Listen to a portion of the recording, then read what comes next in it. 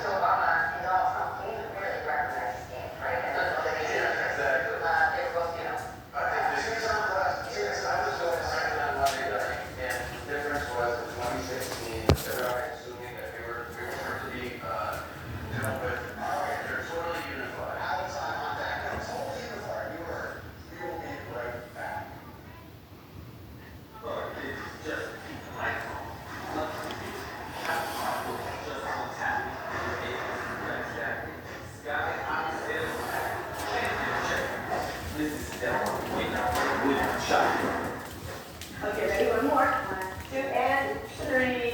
Cute. Not so fast. The dentist can with you. Okay, guys, today is January the 12th of 2025. Once again, it's 1/12/2025. And so I have authored 3 additional papers. Not papers, I keep saying that. I don't know why I'm saying this. But I have authored 3 additional pages of the articles of the Economic Area of the Americas. And I have published it today on my blog site. And I focused on multi-public services, multi-public and multi-social services, meaning public and social services having to do with the governance of multi-public institutions, meaning supranational institutions, when focused on what I'm focused on, my concentration at this particular moment. All right. So when I say multi-public, I am speaking of multinational. I am speaking of supranational, and because I do understand that multi-public could also mean multi-locality or multi-local or multi-municipal, this and that. Technically speaking, it could actually mean that. But when I am referencing, the Economic Area of the Americas or the future Union of the Americas or the Organization of American States as it is today, when I'm referencing the United Nations now or later, and using the term multi-public, I am certainly, addressing multinational public and social services or multinational activism or multinational procedures and this and that. All right. So yeah. So what is going to transpire, over the next few weeks or so regarding my authorship of the additional pages of the articles of the Economic Area of the Americas will be my communication of an assortment of peculiar or new age, policies. And what I have authored today does communicate clearly that the economic area of the Americas will allow for an insurance to public and social services here in the United States and in every other member economy of dependent economic area of the Americas. All right, so nationals of the United States and mere residents of the United States will have greater access to public and social services here in the United States at the beginning of 2026 and moving forward.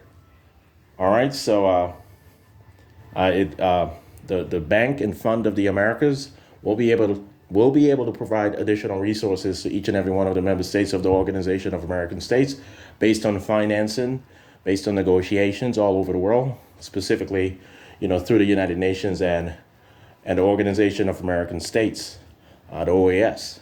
A lot of work has been put into this particular directive, and it has been conducted over the past 25 years. This is not just some sort of emergency response, but because of the situation as it is, it's a bit more stressed. It's a bit more expedited. We are not going to wait another 20 years for an economic area of the Americas, and we're not going to wait another 50 years for a union of the Americas. Things have been expedited. All right, guys. So I'm pretty sure things will be able to work out, effectively. And yes, the borders are going to be removed between the United States and Canada immediately at the beginning of 2026. And the North American Commonwealth will be able to provide, some sort of insurance mechanism to public and social services when it comes to the subjects of the United States and Canada, when it comes to the subjects of the North American Commonwealth. And the Caribbean community will voucher for that sort of sentimentality, that sort of sensibility and policy, and will hopefully be allowed access to resources to be able to replicate the same sort of activism, on the behalf of its subjects. And by the time we have a Union of the Americas, everything having to do with multi-public and multi-social services will be a bit more comprehensive, standard, mandated, and without any room for misinterpretation or peculiar understandings whatsoever. So in 25 years when we do have the Union of the Americas, everything will be standard and well understood by every member government of the every member government of the future Union of the Americas. Obviously, not the United States, but including the United States. All right. So yeah, the United States government is a member government of the Organization of American States, and it will be a member government of the Union of the Americas. All right. The United States is always included at all times. All right. But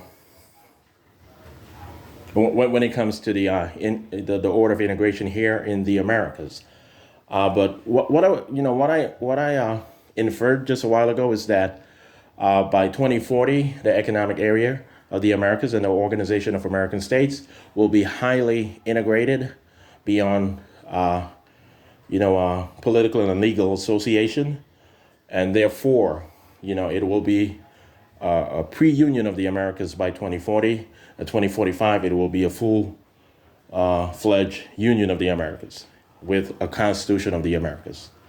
All right, so that's why I said what I said just a while ago, the way I said it. All right, guys.